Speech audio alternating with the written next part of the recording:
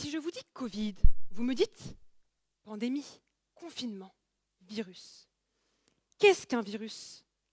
C'est un parasite. Il pénètre dans sa victime, lui pompe son énergie pour se multiplier et peut la tuer.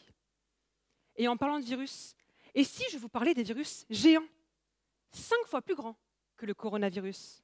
Mais rassurez-vous, c'est l'histoire de quelques nanomètres. En gros, pas si grand que ça.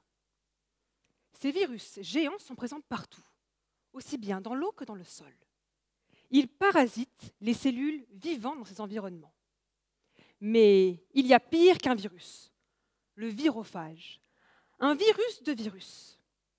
Ce petit virus s'accroche au virus géant tel un pou pour entrer dans la cellule. Mais ce n'est pas tout. Il y a aussi le transpoviron, un petit ADN d'origine et de fonction inconnues. On pourrait voir le tout comme des poupées russes, la cellule étant la plus grande jusqu'à notre petit transpoviron. Mais les règles d'emboîtement sont un peu inhabituelles. Le transpoviron est dans le virophage, ou parfois directement dans le virus géant. Et tous les trois entrent dans la cellule.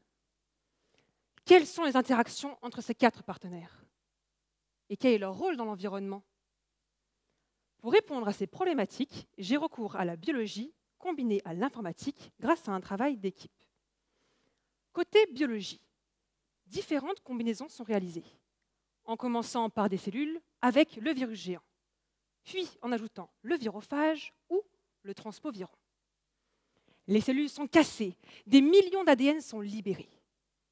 L'ADN est lu, scanné, pour en connaître la composition.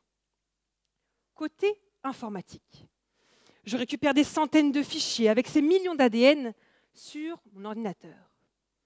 J'identifie à qui appartient chaque ADN, je les compte, et j'assemble ces pièces d'ADN comme un puzzle.